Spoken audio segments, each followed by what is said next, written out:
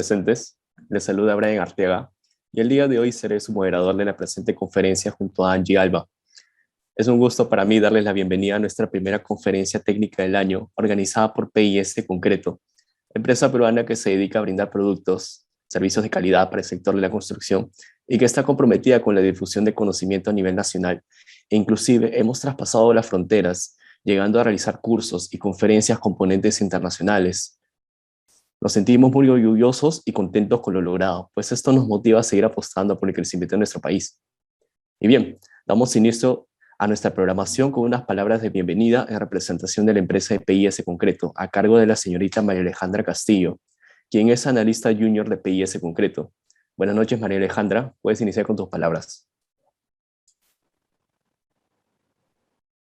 Buenas noches a todos.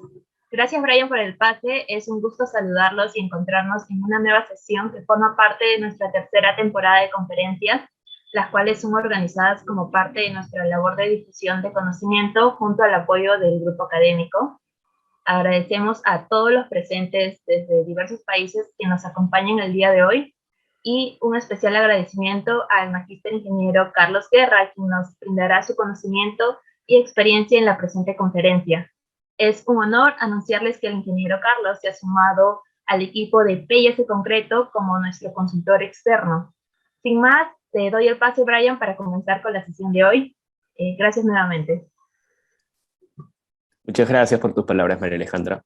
Y ahora sí, es grato para nosotros dar inicio a la conferencia técnica Carbonatación del concreto, entre la durabilidad y la sostenibilidad, a cargo del magíster ingeniero Carlos Guerra Cisneros, quien es ingeniero químico por la Universidad Nacional Mayor de San Marcos. Realizó una maestría en Ciencias Administrativas, un MBA. Es consultor e investigador en temas de tecnología de concreto y materiales afines, gerente general en Tecnocreto Consultores IRL, catedrático por la Universidad Continental, Universidad del Señor Recipán, Universidad San Pablo de Arequipa y entre otros. Muy buenas noches, ingeniero Guerra. Es un honor para mí y para todos nosotros darle la bienvenida a esta conferencia. Lo invito a que pueda iniciar con su presentación. ¿Qué tal? Muy buenas noches con todos. Muchas gracias por la invitación. También para mí es un honor, en realidad, compartir algo de experiencia o conocimientos que uno ha podido adquirir a lo largo de la vida profesional, ¿no? He trabajado en realidad también en empresas de concreto como Unicon, Supermix, First, Mixecon en su momento, Pacasmayo, y tuve la oportunidad también de trabajar en empresas consultoras como Golder, en constructoras como Mountain Yield, etcétera, ¿no? De acuerdo a lo que... Bien, entonces el tema que vamos a abordar el día de hoy es carbonatación de concreto entre la durabilidad y sostenibilidad. ¿Por qué el título? En realidad hay siempre una dualidad entre el tema de la durabilidad respecto a el fenómeno de carbonatación. Sabemos que la carbonatación está asociado a un sistema de concreto armado, ¿sí? Pero también sabemos que el CO2 que está en el ambiente, que proviene de la quema de combustibles fósiles o de muchas industrias, la del cemento, por ejemplo, muy importante, genera CO2, también genera mucho CO2 que influye en el impacto ambiental. Entonces, el fenómeno de carbonatación, que si bien es cierto, en ciertos aspectos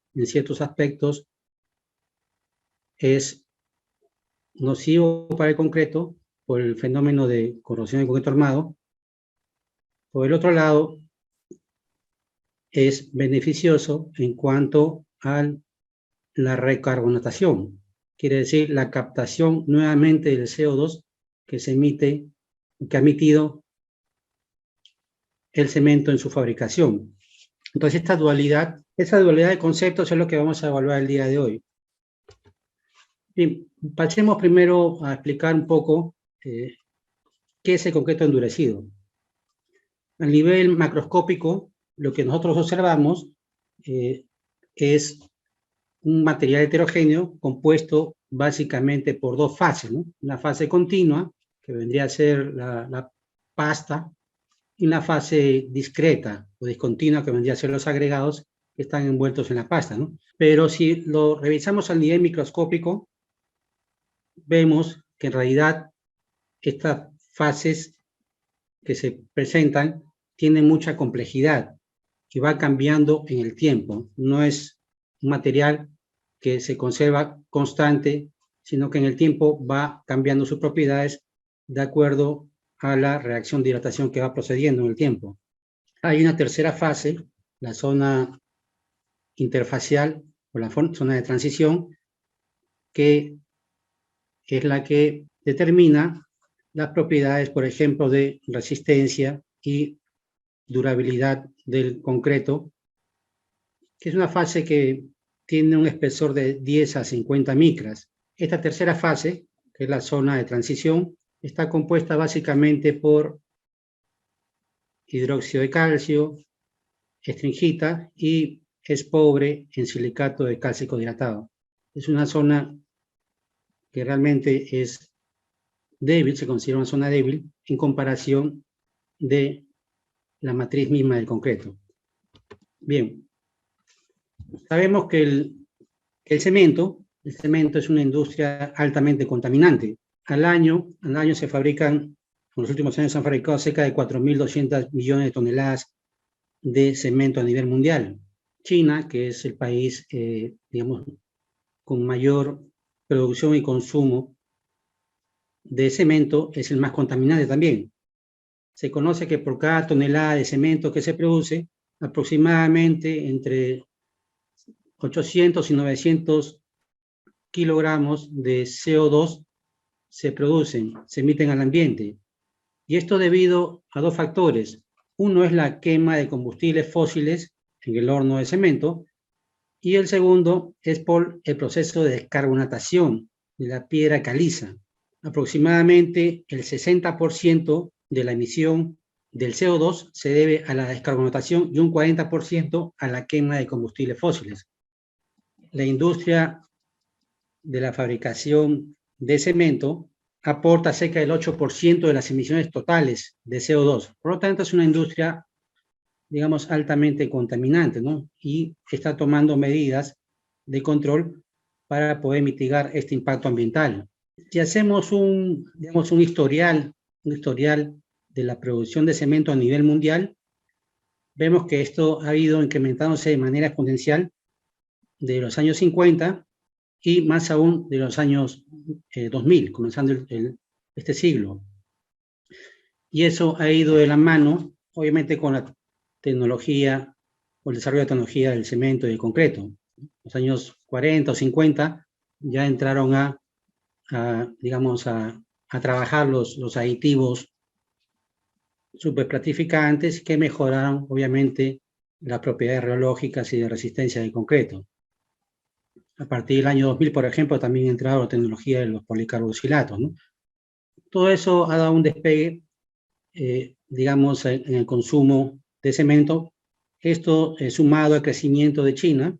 China es el gran consumidor, el gran productor de cemento y también el gran contaminante.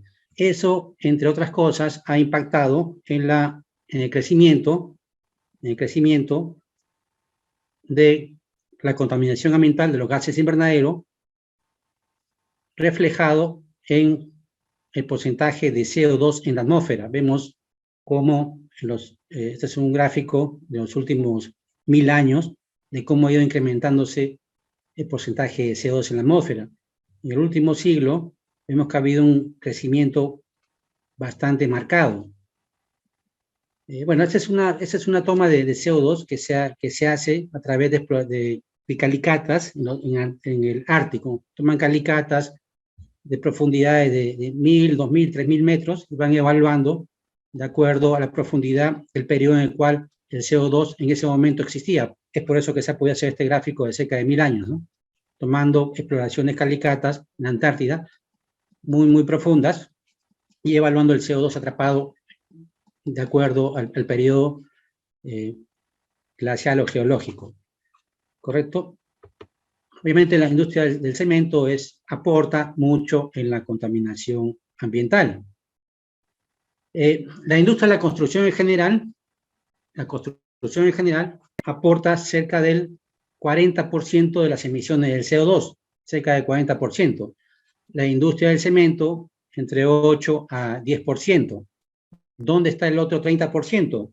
Está en el funcionamiento de los edificios, las viviendas. Entonces, nosotros en las viviendas tenemos microondas, tenemos televisores, agua caliente, luz eléctrica, planchas, etcétera. Computadoras. En otros países usan mucha calefacción en temporadas de invierno. Entonces, eso obviamente incrementa la emisión de CO2, la huella de carbono. Los hogares, los hogares que tienen, digamos, más facilidades, ¿no? más implementos en sus viviendas, obviamente consumen mucho más o producen mucho más CO2, consumen mucha más energía. Hay alternativas que se están planteando para mitigar este fenómeno, digamos, ¿no? de calentamiento global que altera los climas en todo el mundo, elevación de la temperatura, de hielo de los glaciales, crecimiento de los mares, etc. En la industria, por ejemplo, del cemento, se están buscando alternativas de materias primas descarbonatadas para la producción de clínker, usar combustibles con biomasa, con residuos de cáscara de arroz, bagazo, etcétera, mejora de eficiencia energética y otras fuentes de energía alternativas, por ejemplo, el gas natural, ¿no? El gas natural también es una energía más limpia, digamos, ¿no? Hay también estudios de captura y almacenamiento del CO2, que vamos a conversar un poquito más adelante. En cuanto al cemento, lo más viable es reemplazar parte del cemento o parte del clínker por alguna adición mineral. Puede ser una puzzolana, una escoria o eventualmente un filler, que es lo más digamos, cercano que se tiene. Mejorar la eficiencia de los aditivos también, a fin de hacer concretos que tengan un menor contenido de cemento. En el transporte de concreto hacia la obra, se puede, digamos, cambiar en los vehículos el combustible por equipos eléctricos, por ejemplo. Mejorar el sistema de despacho, las esperas de concreto en obra, ¿no? Digamos, usar GPS para mejorar las rutas y llegar a tiempo, y un despacho obviamente más rápido y más eficiente, ¿no?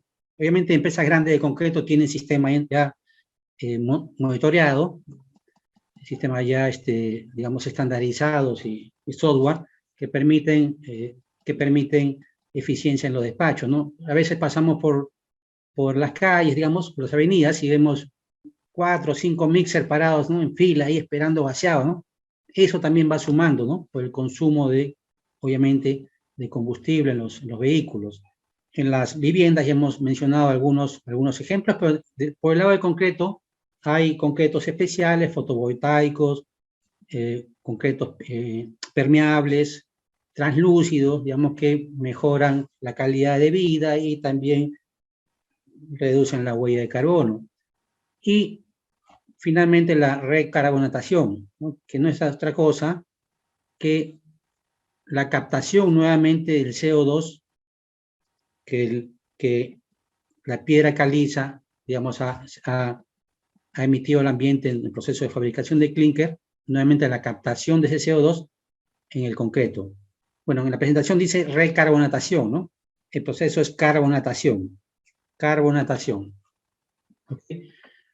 Bueno, este es un ejemplo de cómo es la disposición de CO2, la captura y disposición del CO2, que se puede hacer, por ejemplo, en almacenamientos geológicos en profundidades determinadas bajo tierra o también en el mar. Obviamente, eso podría crear un alteramiento en el ecosistema, está siendo evaluado por el alto contenido de CO2 que puede generar algún tipo de ácido carbónico. El concreto, de manera natural, puede captar el CO2 del ambiente, a través del proceso de carbonatación. El CO2 que se perdió, digamos, se emitió al ambiente en la fabricación del clinker o el cemento, es recuperado por el proceso de carbonatación, que es un proceso natural que todo concreto sufre, ¿no? En mayor o menor medida todo concreto capta el CO2 del ambiente. Esta descripción de sostenibilidad ustedes lo pueden encontrar. El desarrollo sostenible hace referencia a la capacidad que haya desarrollado el sistema humano para satisfacer las necesidades de las generaciones actuales sin comprometer los recursos y oportunidades para el crecimiento y desarrollo de las generaciones futuras. Satisfacer las necesidades actuales sin comprometer los recursos para las generaciones futuras. Eso es básicamente lo que se refiere a sostenibilidad. Por el lado del tema de concreto hay varias oportunidades de mejora, digamos, que pueden aportar a la sostenibilidad. ¿Cuáles son? Ya lo hemos dicho, uso de adiciones minerales en reemplazo del clinker. Puede ser pusolana, escoria, que lo pongo en rojo porque, digamos, son las más eficientes, y el filler. El agua, en la planta se puede reciclar el agua del proceso de producción de concreto, que está indicado en la norma correspondiente, está permitido. Agregados reciclados, cuando regresa el concreto de sobrante, digamos, de la operación, se puede, a través de una centrifugadora, se puede recuperar los agregados y utilizarlo nuevamente. Igualmente, concreto que regresa de las obras, digamos, a veces regresa concreto que no ha sido utilizado por algún motivo, se puede dormir al concreto y luego utilizarlo, ¿no?, con unos aditivos en obras determinadas y despertarlo. También se puede usar en obras internas en el concreto, en la planta, que también se ha hecho mucho. Un dato importante es que el 2% del concreto que se produce a nivel mundial, digamos, es un promedio mundial, el 2% es merma, o sea, es desperdicio, y es una cantidad enorme, ¿no? Si sabemos que la producción mundial de concreto está alrededor de 7 billones de metros cúbicos, el 2% es una cantidad bastante considerable, ¿no? También impacta en el ecosistema. Optimización de diseños a través de aditivos, estadísticas. Acá es un punto muy importante porque aproximadamente el 70-80% del cemento que se produce va al sector informal. Y ese sector informal no usa aditivos. Y ahí hay un impacto muy grande que vamos a mencionarlo más adelante. Estadísticas. Muchas plantas de concreto, no hacen control estadístico de sus diseños. No hacen un control estadístico, por lo tanto, no se pueden proponer mejoras. No se mejora lo que no se mide, se dice, ¿no? Concreto permeable, agregados de concreto reciclado, ya, digamos, usar concreto de demoliciones para concreto nuevo es, digamos, una tendencia mundial. Ya en Europa hay inclusive normativas muy específicas, también en Chile se están haciendo normativas muy específicas. En Perú sí hay digamos, algunas líneas, ¿no?, que indican usar la posibilidad de usar agregados reciclados, pero se tiene que trabajar un poco más en eso, ¿no? Este es digamos, una referencia de cómo estamos en el Perú actualmente, en el tema del cemento y de concreto. La producción anual de cemento en el país, según el último reporte que tenemos, es de cerca de 10 millones de toneladas.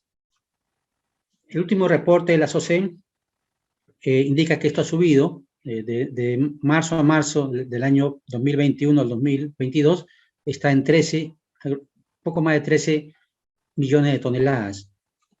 Digamos que el sector informal es el que consume alrededor del 75% del cemento total, ¿no? Y que el 15% de ese consumo de cemento va a operaciones de acabado, enlucidos, tarrajeos, asentamiento de ladrillo, ¿no? Entonces el 60%, digamos, corresponde al concreto en obra, ¿no? Que hacen los maestros, los albañiles, ¿sí? Concreto informal. ¿Qué dice el cuadro de Capeco? Que está al alcance de todos los usan todos la mayoría de los albañiles, ¿no? Inclusive ingenieros lo usan. Ingenieros en obra usan este cuadro, que indica que para un concreto 210 de 4 pulgadas de slam, con cemento tipo 1, se deben usar 9.773 bolsas de cemento. En las empresas de premezclado, ¿cuántas bolsas de cemento para un concreto 210 con cemento tipo 1 se utilizan? Alrededor de 6 bolsas y media, normalmente, ¿no? Digamos con agregados calificados y un proceso estandarizado de control de calidad, ¿no? La diferencia son 3.2 bolsas. La bolsa de cemento, ¿cuánto cuesta ahora? Tipo 1 cuesta 25 soles, ¿no? 26, 24 soles, está en ese rango, ¿no? La diferencia solamente por cemento, por metro cúbico, ¿cuánto sería? 80 soles. Estamos hablando de una diferencia entre el concreto informal, digamos, con la tabla de Capeco, con un concreto premezclado, una planta concretera, digamos, con un sistema de calidad estandarizado.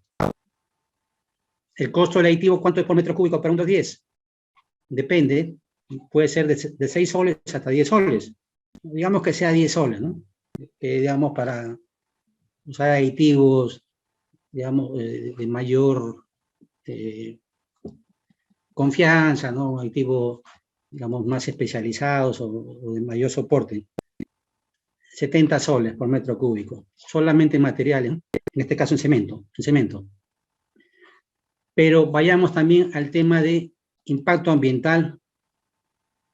El usar, obviamente, 3 bolsas menos de cemento beneficia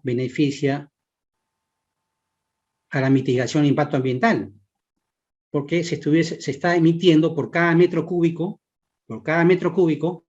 se reduce 30% la emisión de CO2 al ambiente, o 122 kilogramos de CO2 por cada metro cúbico, comparado a un concreto premezclado contra un concreto, digamos, informal. Se ahorraría también en otros impactos ambientales, ¿no? Por ejemplo, en las bolsas de cemento, las bolsas de 42.5 kilogramos, ¿no? Que se desperdician y obviamente eso proviene de la tala de los árboles, ¿no? Sabemos que el cemento a granel viene en bombona, ¿no? Y se descargan en las plantas de concreto, en el premezclado, o en big bag también, ¿no? En bolsas de 1,5 toneladas, 1 tonelada. Ahora hay una nueva propuesta, creo, que se está haciendo para reducir el peso de las bolsas de cemento, me parece que a 25 kilos, si no me equivoco, y obviamente eso impactaría un poco más. Obviamente está de acuerdo al peso que un operario podría cargar, ¿no? Obviamente protege la ergonomía, pero impacta también por otro lado. Entonces, pero el tema central acá son dos cosas, ¿no? Hay un gran sector informal que consume mucho más cemento que el sector formal, digamos, de concreto premezclado, o las empresas constructoras que también hacen concreto. Y es una brecha muy grande que, haciendo sumas y restas, podrían disminuir hasta en un 10% quizás la fabricación de cemento, y por lo tanto se podría mejorar el ecosistema, reducir la quema de combustibles fósiles, abaratar el costo del concreto por metro cúbico y muchas cosas más.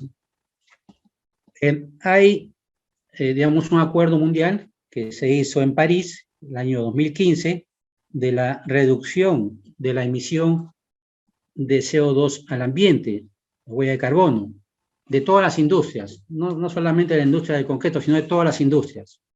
Todas las industrias.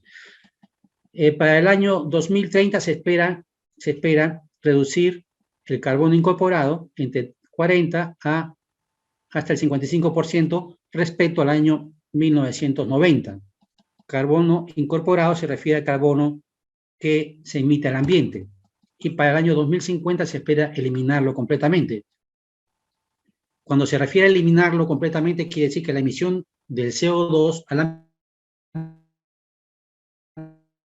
ambiente tiene que ser absorbido nuevamente por los bosques, por el concreto, por ejemplo, en este caso, o por la disposición o la captura del CO2, o usando material reciclado. Por cada kilogramo de cemento producido, se emite al ambiente entre 0.8 y 0.9 kilogramos de CO2. Para un concreto 210, estándar, digamos, de una empresa de concreto, con 270 kilos de cemento por metro cúbico, se emite algo de 287 kilogramos de CO2 por metro cúbico. Un auto promedio emite 4 toneladas de CO2 al año. Un vehículo particular, digamos, ¿no? En un año de uso puede consumir 4 toneladas de CO2. Eso equivale al despacho de dos mixers de 8 metros cúbicos. ¿Cuántos recorridos se hace un mixer al día? Bueno, se hace, dependiendo, ¿no? Puede hacerse 3, en promedio se puede hacer 3, ¿no? 3 hasta 4 quizás, ¿no? Si es una planta que despacha a la ciudad, digamos, ¿no? Si es una planta dedicada, un proyecto que está a pie de obra, digamos, obviamente va a ser mayor, ¿no? Pero en realidad esta comparación es bastante llamativa, ¿no? Cómo es de contaminante la industria en general, ¿no? La industria del concreto y la de construcción. Un poco para entrar al tema ya de fondo, estamos haciendo un preámbulo. Cuando el cemento reacciona con el agua, se forman agentes aglutinantes llamados silicatos cálcicos hidratados y un subproducto llamado hidróxido de calcio. Silicatos cálcicos hidratados, que es lo que le da, digamos, la pega, la resistencia al concreto, y el silicato y el hidróxido de calcio, que es un agente alcalino que le genera el pH elevado del concreto. Entonces, se genera un producto principal, que son los silicatos cálcicos hidratados, que son los responsables de la resistencia, de la durabilidad, de la impermeabilidad del concreto, y un subproducto, hidróxido de calcio, que es responsable del pH alcalino. Este hidróxido de calcio, cuando se combina con la sílice amorfa de la puzolana, genera nuevamente, en medio acuoso, genera nuevamente el silicato cálcico hidratado. Es una reacción secundaria. Entonces, la puzolana que reemplaza, aparte del cemento, es un material que en medio acuoso reacciona con el subproducto de hidratación del cemento, hidróxido de calcio, generando nuevamente el silicato cálcico hidratado, que es el que da la resistencia, impermeabilidad y durabilidad del concreto. Entonces, hay una pérdida de alcalinidad, ¿no? Una pérdida de alcalinidad. Los cementos adicionados generan una menor huella de carbono en el concreto. En el extremo, digamos, se permite usar puzolana, cemento 1P, por ejemplo, tiene un máximo de reemplazo de clinker de hasta un 40%, el cemento 1P. Y el cemento con escoria, 1S, se permite hasta 95% de reemplazo de clinker. ¿Por qué la diferencia? Porque la escoria es un material de una composición química muy similar al cemento. Es un material hidráulico, tiene una relación hidráulica con el cemento. O sea, se combina con el agua y genera agentes aglutinantes. En cambio, la puzolana tiene una reacción puzolánica que requiere de hidróxido de calcio y el máximo reemplazo permitido es el 40%. Entonces, a reemplazar parte del cemento o del clínker, por en este caso, en este ejemplo, por escoria, puedo lograr una gran mitigación del impacto ambiental, una reducción muy alta de la huella de carbono, hasta un 75%. Esta es una descripción de lo que dice el comité ACI 201 sobre la durabilidad, la habilidad del concreto para resistir la acción de intemperismo, ataque químico, abrasión u cualquier otro tipo de deterioro en el concreto. ¿Cuál es el mayor problema que tiene el concreto durante su vida útil? ¿Cuál es la mayor patología? El problema más recurrente es la corrosión en el concreto armado. Es un problema muy recurrente que se generan miles de millones de dólares en temas de reparación, reforzamiento o demolición. Y la corrosión está asociado a dos fenómenos, la carbonatación y el ingreso de ion cloruro. Ya sea por separados, pueden estar por separados o pueden estar también juntos. Luego vienen los demás fenómenos que ustedes pueden ver en la presentación, ¿no? Ataque por sulfato, ataque ácido, el fenómeno álcali agregado, congelamiento de hielo, etc. Pero la corrosión es la causa de deterioro de concreto número 1 a nivel mundial. Y también es un gran negocio, obviamente, para los que trabajan como consultores y como empresas contratistas para reparaciones. Es un fenómeno electroquímico. El proceso de deterioro es electroquímico. Corrosión del acero inducido por el CO2, llamemos proceso de carbonatación, e inducido por la penetración de ion cloruro. Es un fenómeno electroquímico. Según el profesor Kuman Mehta, en el orden de creciente importancia, las principales causas de deterioro de sustrato de concreto son corrosión de la armadura del acero. Corrosión. Y luego vienen los demás fenómenos. Entonces, la corrosión es la causa número 1 a nivel mundial de deterioro de concreto. Pero ustedes dirán, pues hay mucha literatura, hay muchos estudios, hay muchas, digamos, normativas que permiten por lo menos mitigar este impacto, ¿no? Pero sigue ocurriendo. Vemos acá, digamos, un PAI del profesor Calavera, el libro del profesor Calavera, donde indica también lo mismo, ¿no? Los fenómenos sobre el concreto. Hay fenómenos como, por ejemplo, manchas superficiales que son estéticos, fluorescencia o moho, que pueden ser eliminados fácilmente. Corrosión luego proviene, 20% digamos, de las causas de los defectos en el concreto. Cangrejera, que es un proceso constructivo.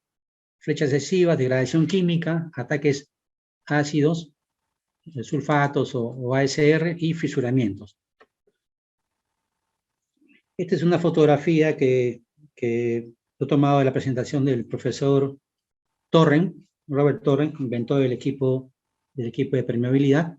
Acá hay dos estructuras de concreto en la misma zona, la misma ciudad, con la misma edad, pero con un deterioro muy marcado y la otra casi intacta. Evidentemente, el constructor o el diseñador no tomó en cuenta las condiciones de exposición que iba a tener la estructura a lo largo de su vida útil. Hay una corrosión, digamos, muy marcada.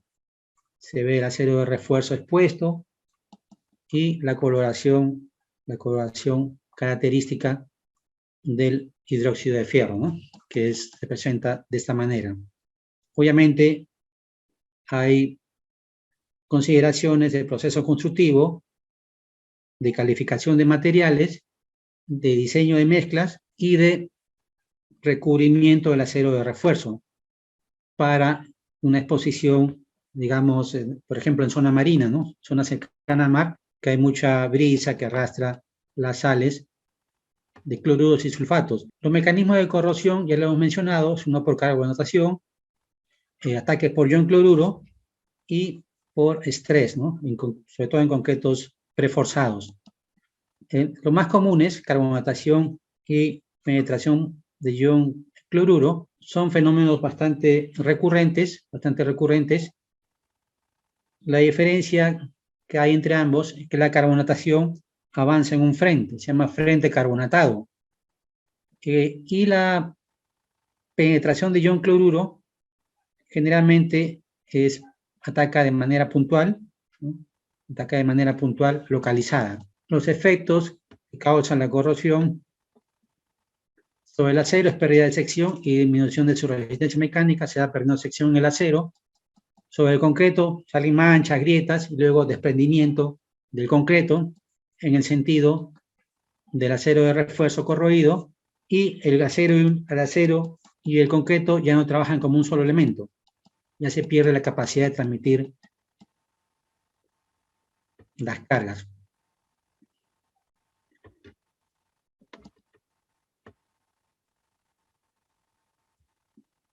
Se forma una especie de celda galvánica, de pila galvánica, en la cual hay un ánodo donde ocurre el fenómeno de corrosión, un cátodo, un electrolito.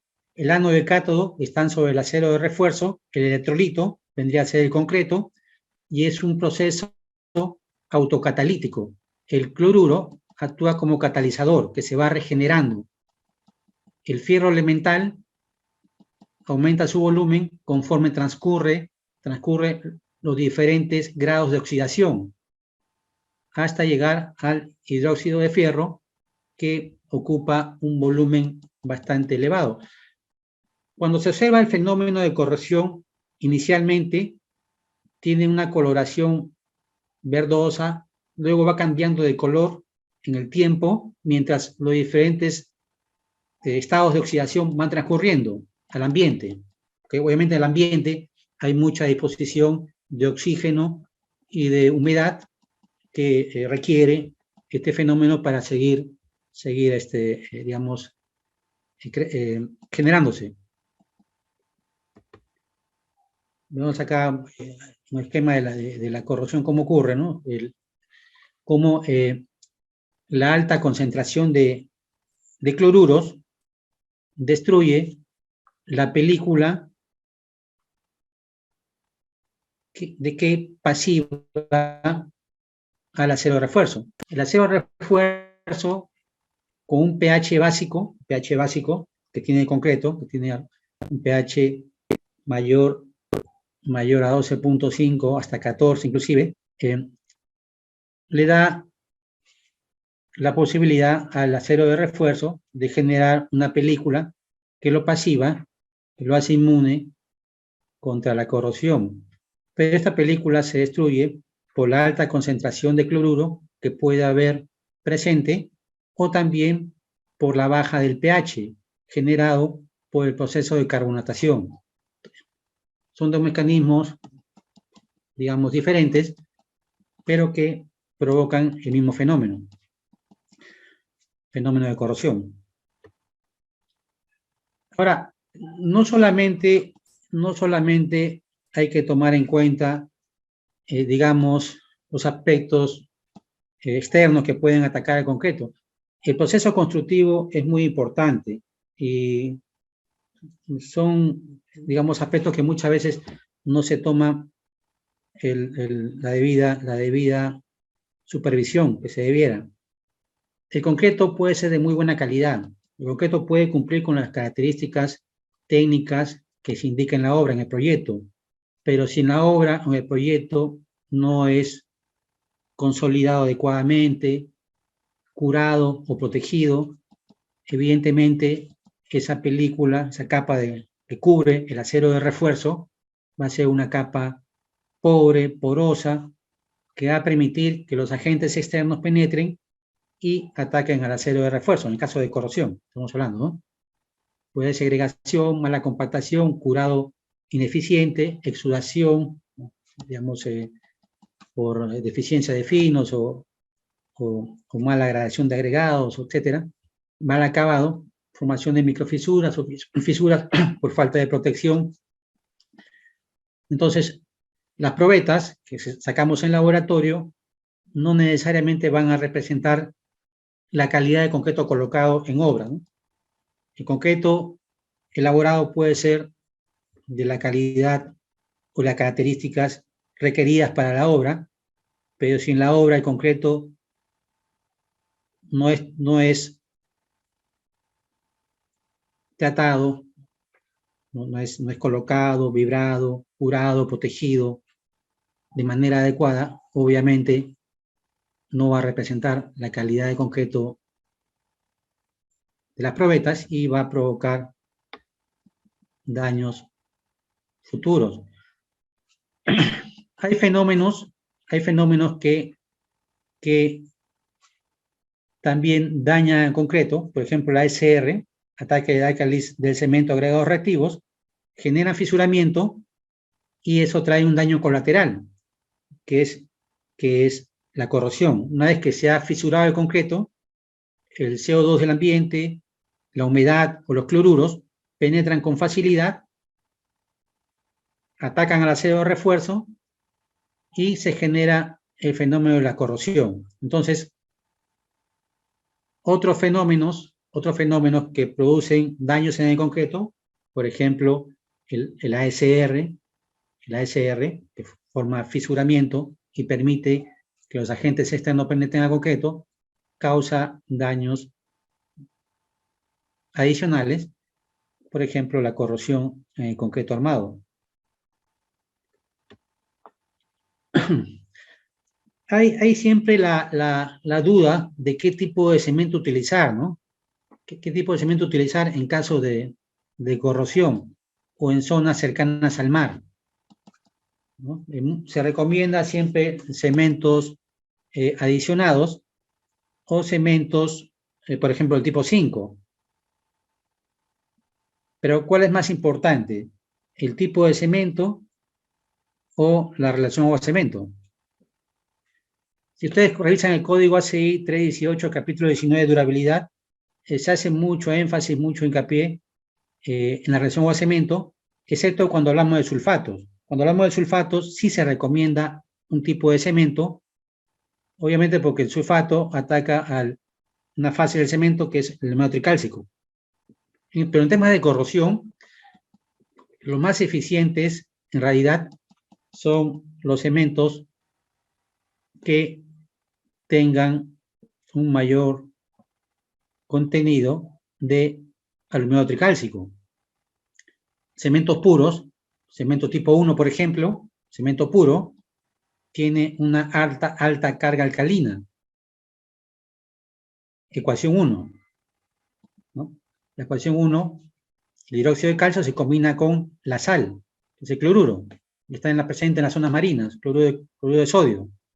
Ecuación 2, el cloruro de calcio se fija, reacciona con el aluminio tricálcico, formando la sal de Friedel, que fija a los cloruros. Entonces, parte de los cloruros que están presentes en las zonas marinas son contenidos pues, por el cemento, en este caso cemento que tiene un alto contenido de hidróxido de calcio y también de aluminio tricálcico. En este caso corresponde, por ejemplo, al cemento tipo 1, ¿no? El tipo 1. Evidentemente, esto tiene que ir relacionado con una relación agua-cemento baja, ¿no?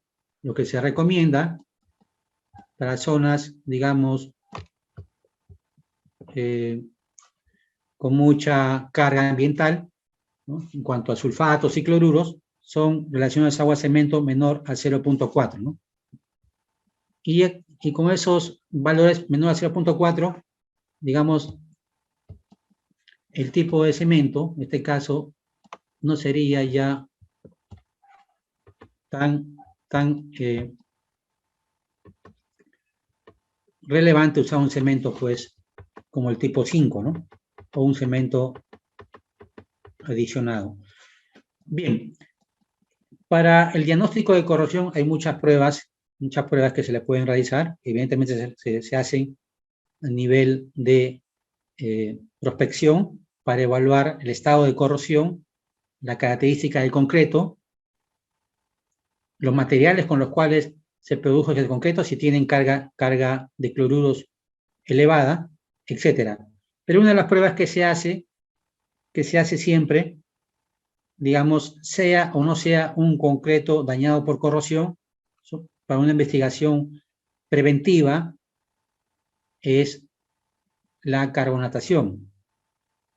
La carbonatación es una medida indirecta, digamos, también de la calidad de concreto, ¿no?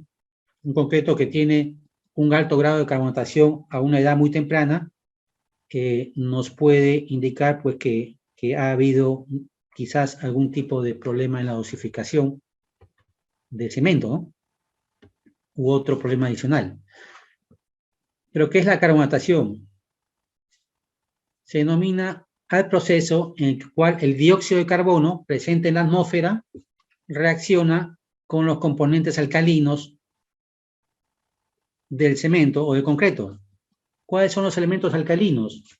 Los que le dan pH, ¿no? En este caso, el hidróxido de calcio, pero también hay componentes menores como el hidróxido de potasio y de sodio, inclusive, que son más alcalinos que el propio hidróxido de calcio.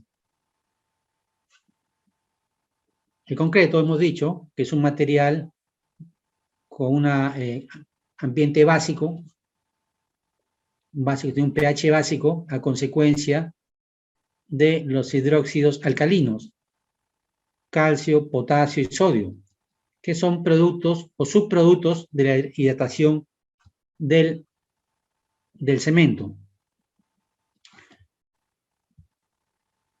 La carbonatación avanza en un frente, se llama frente carbonatado. Avanza en todo el frente que está en contacto con la atmósfera, reduciendo el pH del sistema, o sea, del concreto.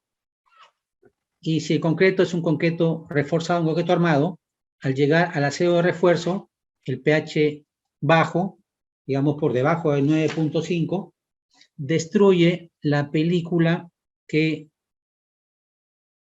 protege al acero de refuerzo, lo hace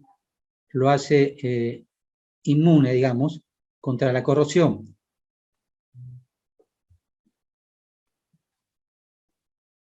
El frente carbonatado se puede distinguir con la utilización de un indicador ácido básico llamado fenolftaleína, que se impregna en el concreto, se hace una extracción diamantina, por ejemplo, se le impregna a la superficie fresca con esta solución y la parte que es incolora es la que está digamos, con un pH por debajo de 9 y la parte que está grosella tiene un pH básico.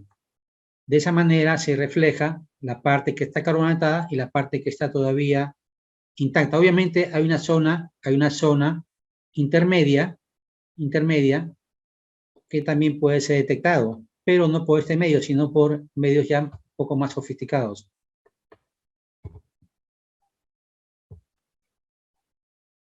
Bien, vemos acá la reacción química. El hidróxido de calcio básicamente se combina con el CO2 en medio de humedad. Tiene que haber humedad necesariamente, ¿no? Una humedad relativa determinada, y forma carbonato de calcio, carbonato de sodio y potasio, que tienen un pH menor. La reacción simplificada está en la parte superior, pero las reacciones de equilibrio, cómo va transcurriendo la reacción en realidad, se muestra en la parte inferior, que es más compleja de lo que se presenta. Cuando el frente carbonatado llega al acero de refuerzo, destruye la película que lo pasiva, que lo hace inmune contra la corrosión, generando ya un ambiente propicio para que transcurra la corrosión de concreto armado. Se puede hacer un análisis petrográfico también, aunque el método de la fenolftaleína obviamente es bastante eficiente, pero se puede hacer un método petrográfico para evidenciar, digamos, este fenómeno a través de un microscopio estereoscópico o también a través de luz transmitida o reflejada. En este caso se nota la zona interfacial, o sea, la zona intermedia entre el frente carbonatado y el no carbonatado. No caemos en la zona intermedia que se refleja a través del microscopio.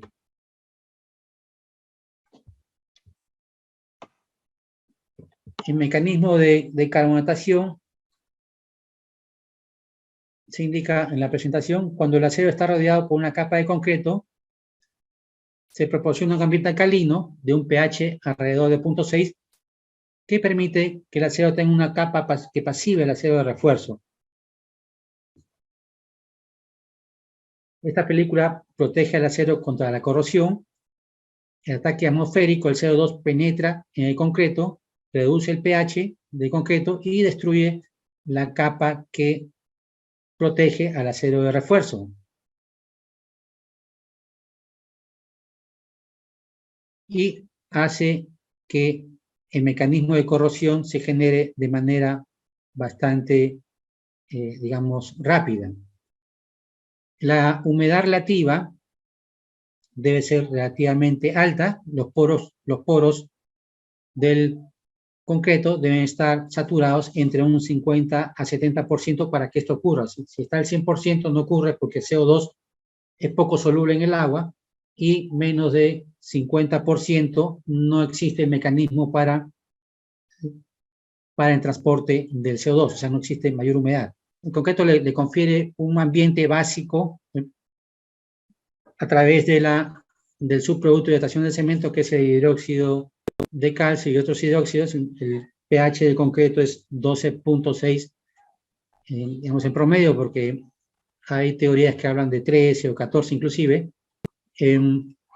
Luego, esta película que protege al acero de refuerzo es destruida cuando el pH del concreto disminuye por debajo de 9.6 en promedio, provocado por la carbonatación del concreto, que es la reacción química entre CO2 del ambiente en medio de humedad, o el grado de saturación de los poros de concreto está entre el 50 y 70%, haciendo que se forme el carbonato de calcio, que reduce el pH del sistema, creándose el ambiente adecuado para que ocurra la corrosión en el concreto armado. Ahora, este es un diagrama de Prouvex que es bastante útil, en realidad, para explicar este fenómeno, ¿no? Bastante útil y sencillo. El rango de potencial del concreto, del acero en el concreto, está entre 100 y 400 milivoltios, ¿no? En este rango de acá, más 100 y menos 400 milivoltios.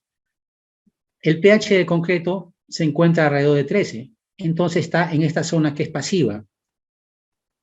La película que protege al acero de refuerzo está compuesta a base de este óxido de fierro.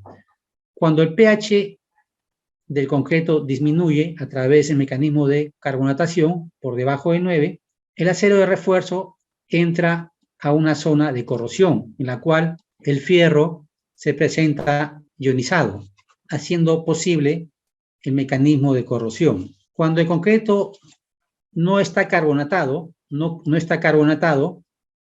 se requiere de una alta cantidad de cloruros para generar la corrosión en el concreto armado. Estamos hablando de cerca de 8.000 ppm de iones cloruros. Vemos acá en el gráfico en la zona alta. Necesita un alto contenido de cloruro para poder generar la carbonatación y un ambiente de humedad relativa entre 50 a 70%, ¿no?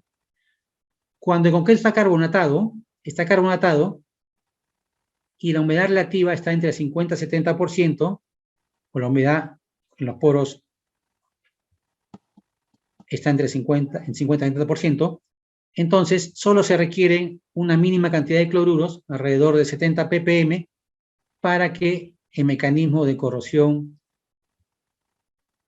empiece a generarse.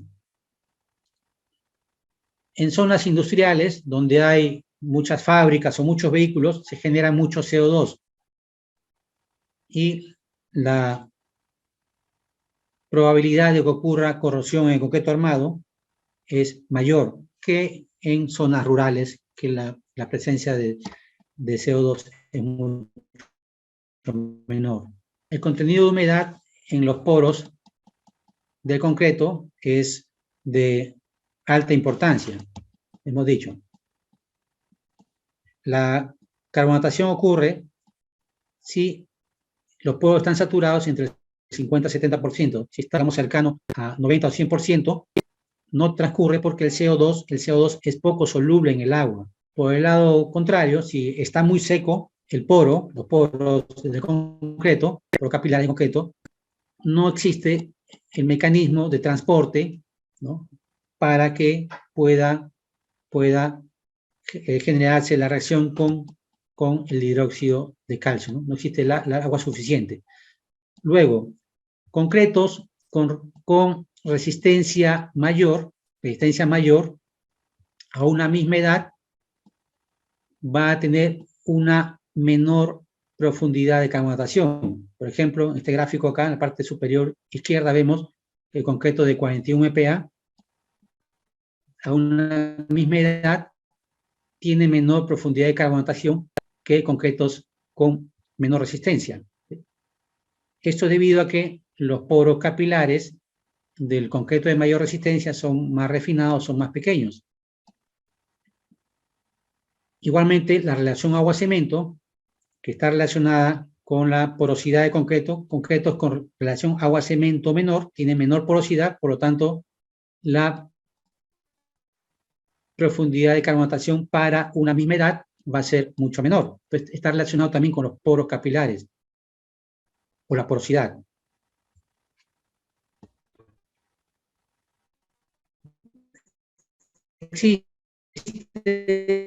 Existe ecuaciones, la carbonatación o el frente carbonatado va a llegar al acero de refuerzo. Para eso hay que hacer una exploración previa. Hay que tomar una muestra diamantina, saber la edad del concreto y medir la profundidad de carbonatación. La profundidad de carbonatación es igual a una constante por la raíz cuadrada del tiempo. El tiempo se refiere a la edad del concreto. Al hacer la exploración diamantina y calcular la profundidad, calculo o hallo la constante, ¿no? Tengo la profundidad, tengo el tiempo, la vida del concreto, hallo la constante. Teniendo la constante y sabiendo cuál es la profundidad que se encuentra en el acero de refuerzo, yo puedo estimar en qué momento o a qué edad va a llegar el frente carbonatado al acero de refuerzo, digamos, para obviamente tomar mis medidas preventivas correspondientes. Entonces, se puede hacer una predicción de cuál va a ser la edad o el tiempo en el cual la carbonatación o el frente carbonatado va a llegar al acero de refuerzo, va a destruir la película que lo pasiva y se puede generar la corrosión en el concreto armado a través de esta ecuación simple, ¿no?, que relaciona la profundidad de carbonatación con el tiempo o la edad del concreto.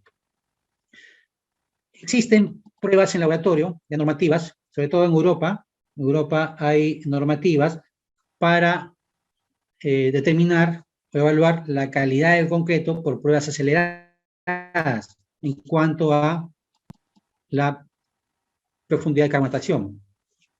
Hay equipos que me generan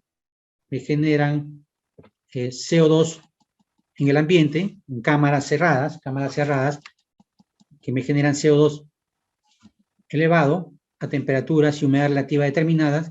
Entonces me permiten acelerar el proceso de carbonatación en el concreto y de acuerdo a eso evaluar la calidad de concreto, por ejemplo, con diferentes relaciones agua-cemento, con diferentes adiciones minerales,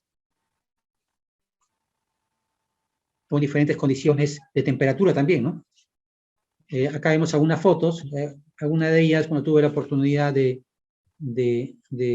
hacer un seguimiento en Colombia, en Argos, Colombia, tenían esta cámara y pudimos hacer unas pruebas allá con nuestros amigos de Argos. Acá podemos ver un ejemplo de estas pruebas en una cámara de carbonatación acelerada, concretos con diferentes relaciones agua-cemento sometidos a una carbonatación acelerada con 4% de CO2 en el ambiente, 60% de humedad relativa. Acuérdense que en el ambiente hay alrededor de 400 ppm, ¿no? ppm de CO2. Quiere decir 0.04% en porcentaje.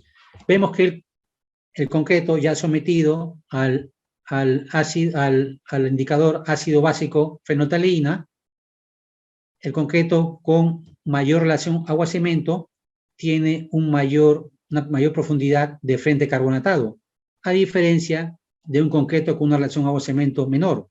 Esto es debido a la porosidad. Los concretos con relación agua-cemento menor tienen menor porosidad, menor vacío, menor contenido de poros permeables.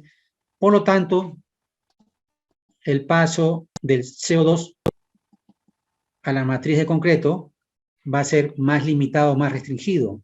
Acá hay una prueba también que se ha hecho en España, hemos tomado España, en el cual se compara un concreto con cemento puro, un concreto con 50% de filler y 50% de cemento. Acá tiene 450 kilos de cemento, acá 225 de cemento y 225 de filler, y también con diferentes contenidos de carga alcalina y de ceniza volante bien molida, es acá, ceniza volante. ¿Qué podemos ver acá interesante? Esto fue hecho en concretos con 28 días de curado normal y luego acá en esta presentación con 7 días en una cámara de carbonatación acelerada. Lo que vemos acá es que el concreto con cemento puro, por la alta carga alcalina, a los 7 días no ha presentado todavía ninguna evidencia de carbonatación. El concreto con filler, 50% de reemplazo en filler, ha tenido una carbonatación muy alta, muy marcada. Ha avanzado bastante frente carbonatado. ¿Por qué ha ocurrido esto en el filler? Por dos motivos.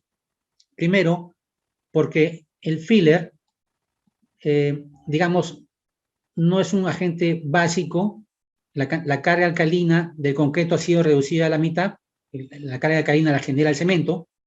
Y segundo, que el filler no provee mayor impermeabilidad al concreto. El filler no provee mayor impermeabilidad. La carga alcalina ha sido reducida a la mitad. En estas pruebas realizadas en concreto, reemplazando el 50% por ceniza volante, podemos ver que ha habido una carbonatación mucho menor que la generada con el filler. Entonces, ¿qué podemos concluir? Que la ceniza volante sí genera cierta impermeabilidad, se nota evidentemente, pero que no es suficiente para detener la penetración del CO2. Para detener la penetración de CO2 y, digamos, limitar el frente carbonatado, el cemento puro es más eficiente que el cemento adicionado. ¿Por qué? Porque el cemento adicionado, cemento con puzolana, en este caso ceniza volante es una puzolana artificial, consume la carga alcalina. Y al consumir la carga alcalina, el CO2 que penetra se encuentra con menos carga alcalina y va profundizando en mayor medida en comparación con el concreto con cemento puro. Bueno, espero que se entienda lo que estoy explicando porque de repente sea un poquito, digamos, complejo, pero lo que trato de explicar es que los cementos adicionados son menos eficientes en el control de la carbonatación que el cemento puro. Digamos, cemento con la misma relación al cemento, con la misma cantidad de material cementante, ¿no? Eso es debido a que el cemento adicionado se consume hidróxido de calcio, hemos visto en la reacción de puzolánica, a pesar de que su matriz pueda ser más refinada, más impermeable. Esto lo podemos ver acá. Los cementos, los concretos con cemento puro tienen un coeficiente de carbonatación menor que los cementos adicionados para una misma relación al cemento. Tiene un coeficiente de carbonatación mayor, ¿no? Para una misma relación al cemento. ¿Por qué? Porque los cementos adicionados consumen carga alcalina. Hacen que el concreto tenga una matriz más impermeable, sí. Refinan los poros capilares, sí, lo refinan, pero la carga alcalina disminuye. Al disminuir la carga alcalina, la carbonatación igualmente va a ser mayor comparado contra un cemento puro. Y esto lo podemos ver en estos gráficos. Acá vemos, por ejemplo, pruebas aceleradas también de carbonatación, comparando un cemento Portland puro, por la misma relación al cemento, con el mismo tiempo de curado, 28 días, luego sometido dos semanas en ambiente seco y luego carbonatado, vemos que contra un concreto que ha sido reemplazado por metacaolín en 20%, o sílica foam, microsílice en 10%, vemos como la carbonatación, la profundidad de carbonatación es mucho mayor. A pesar de que su matriz es más refinada, la carga alcalina es mucho menor. Por lo tanto, en concretos adicionados, la profundidad de carbonatación siempre va a ser mayor que un cemento puro, Portland puro, porque el cemento Portland puro tiene una carga alcalina muy alta. Vayamos al tema de resistencia. Los concretos carbonatados tienden a generar mayor resistencia que un concreto no carbonatado. Vemos acá unas comparaciones que se hacen. Cemento puro, concreto de cemento puro, no carbonatado y carbonatado. No carbonatado, la primera columna, la segunda columna, carbonatado. Sometido a un ambiente alto en dióxido de carbono durante 90 días. Vemos cómo el concreto que ha sido carbonatado tiene una resistencia mucho mayor en este ensayo que el cemento puro, concreto con cemento puro no carbonatado. Hay una diferencia bastante marcada. Si este cemento puro lo reemplazamos en este caso por metacaolín, este metacaolín, según la presentación, tiene menos sílice amorfa, quiere decir que es poco reactivo.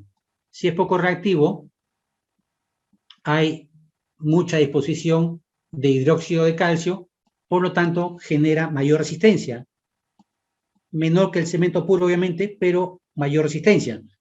Mientras más reactivo sea el metacaolín, va a generar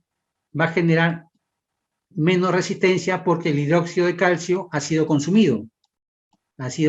Por lo tanto, hay menos hidróxido que carbonatar.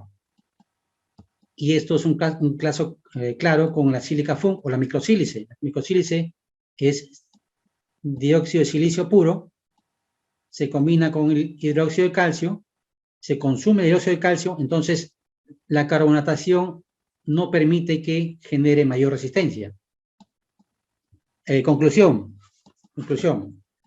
Los concretos sometidos a carbonatación, si son concretos con cemento puro, van a generar mayor resistencia que un concreto con cemento, digamos, que no sufre mayor carbonatación. Los concretos con cementos adicionados, también sometidos a carbonatación, van a generar cierta resistencia, pero van a generar más resistencia los que tengan menos índice de actividad resistente, o sea, menos sílice amorfa.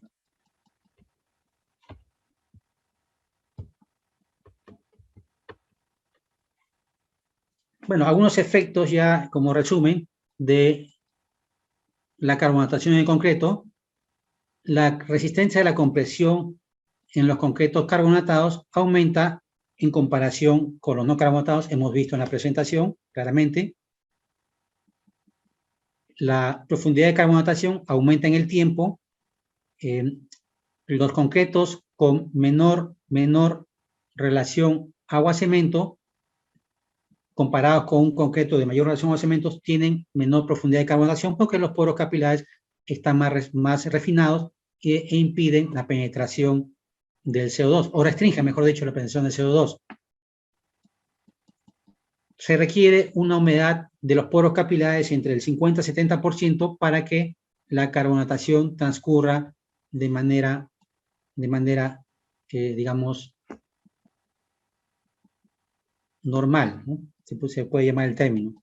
Algunas medidas para controlar la carbonatación, usando un concreto de baja relación con cemento, hemos visto bajar la humedad relativa, que es muy difícil, a veces en ambientes abiertos no se puede bajar la humedad relativa, pero es una manera de disminuir la carbonatación, usar una barrera protectora, ¿no?, para impedir el ingreso de agua o el CO2, y usar unas pinturas acrílicas o minerales para poder también romper la barrera, ¿no?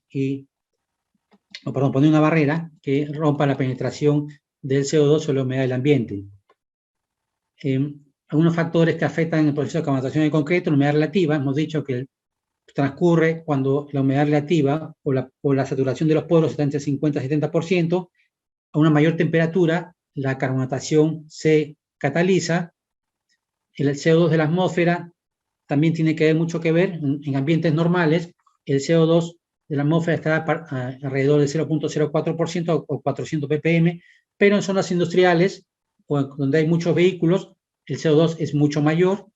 La porosidad de concreto, que está relacionada con la relación agua-cemento, una relación agua-cemento menor penetración del CO2, menor carbonatación, una relación agua-cemento elevada, mayor porosidad, sumado con la humedad, puede provocar una penetración del CO2 mayor y una mayor profundidad de carbonatación.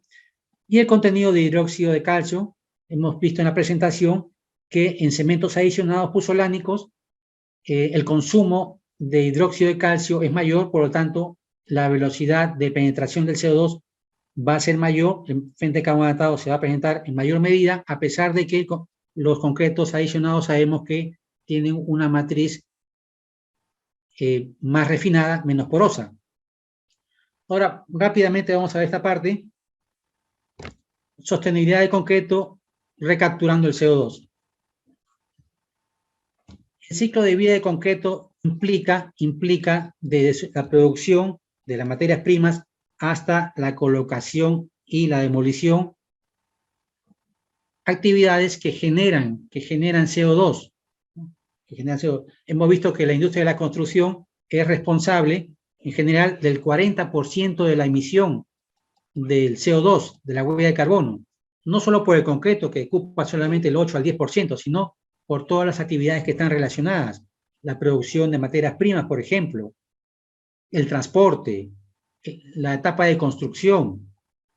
En la etapa de construcción, luego que el concreto ha sido colocado, viene la etapa de carbonatación, en la cual el concreto empieza a absorber CO2 del ambiente. Luego la demolición y la etapa post-uso. La etapa, digamos, la etapa residual, ¿no?, de la vida útil, ¿no?, una vez que se ha demolido.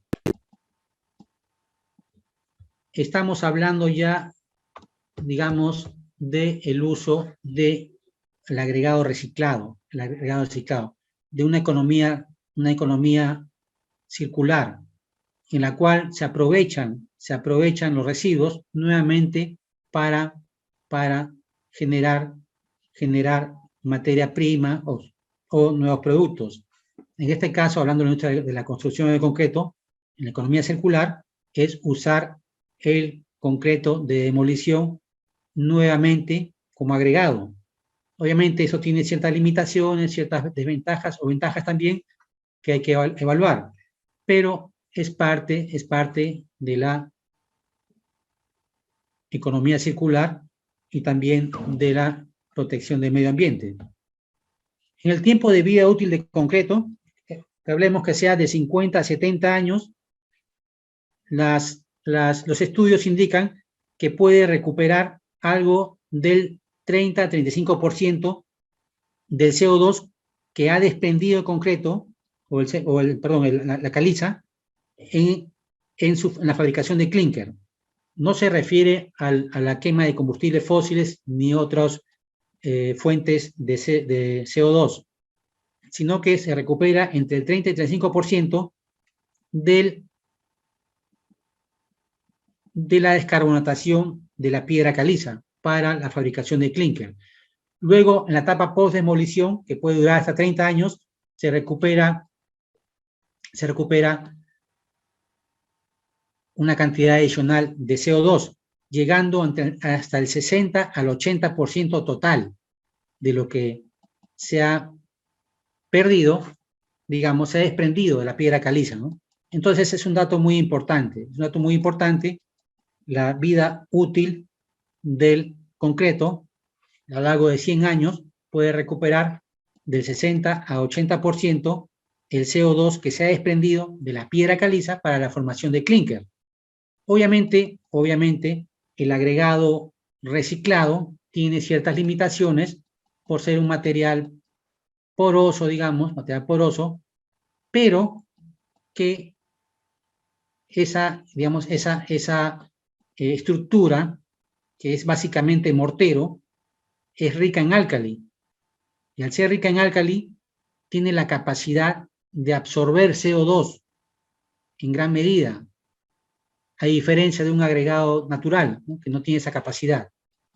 Al ser una matriz porosa y seca, normalmente seca, a comparación de un agregado que se usa en la construcción, un agregado, una grava, digamos, que se usa para la fabricación de concreto, absorbe también con mucha facilidad la pasta y tiende a mejorar la zona interfacial, ¿no?, en ese sentido, ¿no? Obviamente, para producir concreto con agregado reciclado, en el sentido contrario, se puede consumir más cemento para compensar la resistencia o la diferencia de resistencia que puede haber por la porosidad del mismo. Ya vamos a ver ahora también otras innovaciones o estudios, ¿no?, que se están realizando para poder captar el CO2 del ambiente o el CO2 de desechos industriales o de demoliciones en la industria de concreto. Por ejemplo, hay una investigación que se ha hecho de concreto autorreparable que absorbe la emisión de CO2 a través del uso de una enzima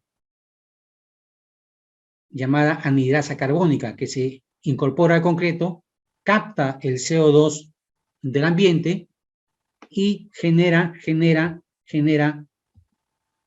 carbonato de calcio. La ventaja es que la formación de este carbonato de calcio que sella las fisuras es bastante rápida en comparación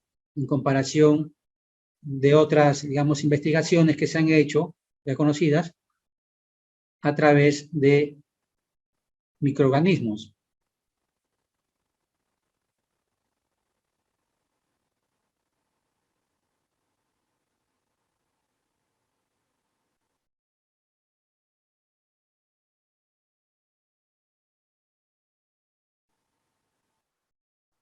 Después de 6 horas hemos visto cómo se autosella la fisura, ¿no? Se autosella. Otra tecnología que está entrando mucho en otros países, acá en el Perú todavía no, es el uso del CO2 en el concreto, en la etapa de mezclado, en la planta de concreto. Se inyecta CO2 al concreto fresco, se forman minerales de carbonato de calcio a escala nanomérica, microscópica, que mejora la resistencia del concreto. Y esto permite, a través de la mejora de resistencia, bajar el contenido de cemento y optimizar el costo, el precio, el producto, y también mitigar de alguna manera la emisión de CO2 al ambiente por el ahorro en cemento.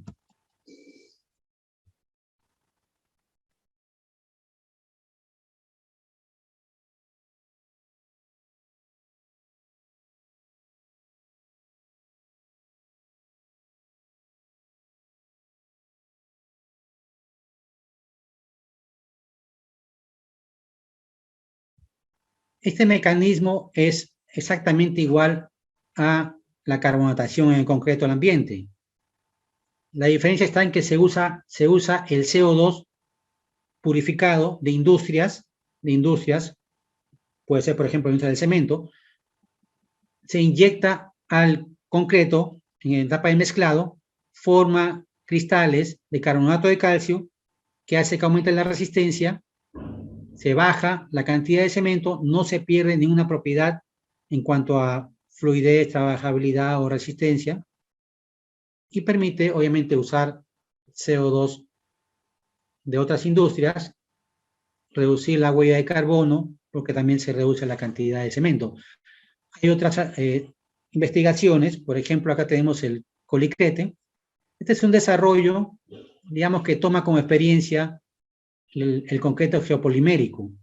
Se usa una alta cantidad, entre 80-90% de material reciclado, ceniza volantes, desechos de demolición de concreto, para generar un nuevo concreto, pero no a base de cemento, sino a base de un material geopolimérico, que incluye silicatos como activadores.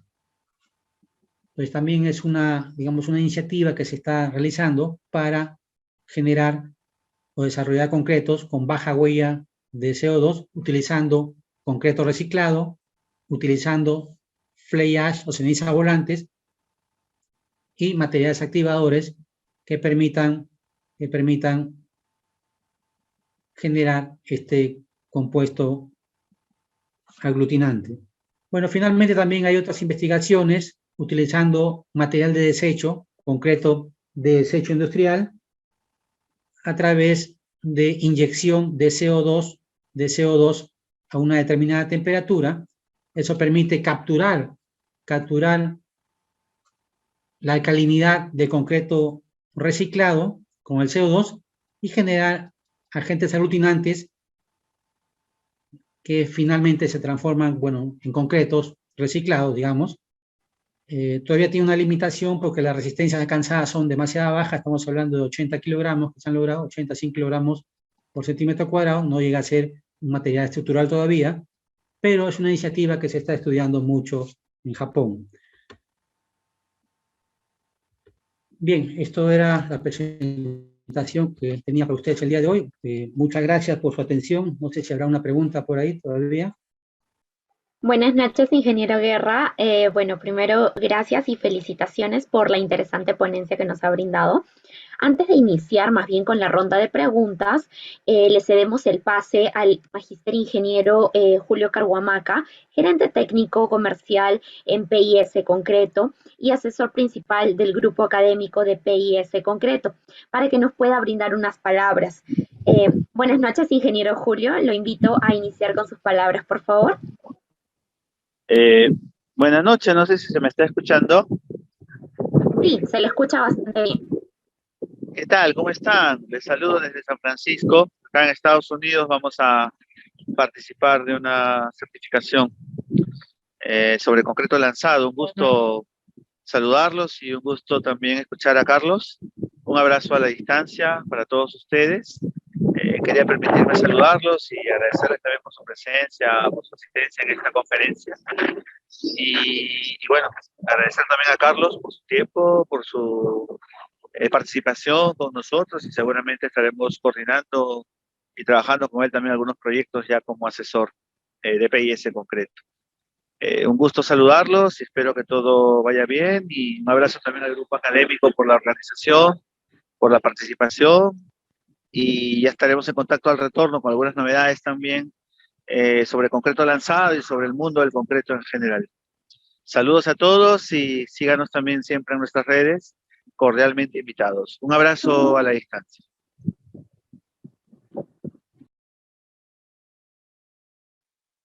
Bueno, muchas gracias por sus palabras, ingeniero Julio. Y bien, continuando con nuestra programación, a continuación procederemos a dar lectura a algunas preguntas que fueron formuladas por nuestro público asistente en el transcurso de la conferencia del ingeniero Carlos Guerra.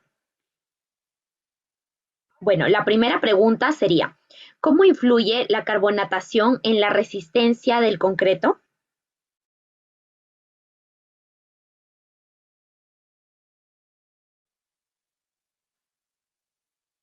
Ingeniero Carlos. Sí, gracias.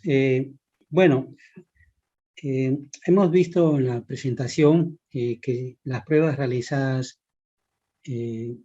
apuntan a que la carbonatación tiende a aumentar la resistencia del concreto.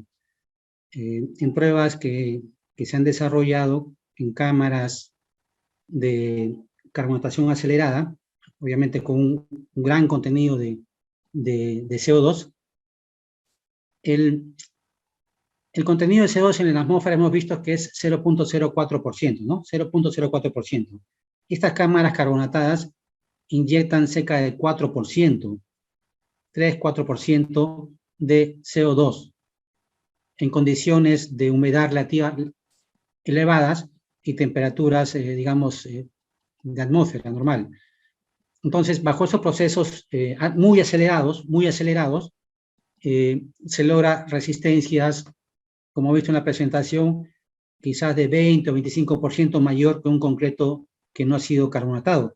Obviamente, generar ese ambiente tan alto en CO2 es imposible en la atmósfera, ¿no? Nuestra atmósfera tiene una concentración de CO2 demasiado pequeña, o sea, muy pequeña, digamos, en comparación con la cámara acelerada. Entonces, sí mejora, pero, digamos, en una limitada grado de mejora de resistencia, ¿no? Aumento de resistencia. También hemos visto que los cementos adicionados, en este caso, también generan cierto grado de mejora de resistencia cuando son carbonatados.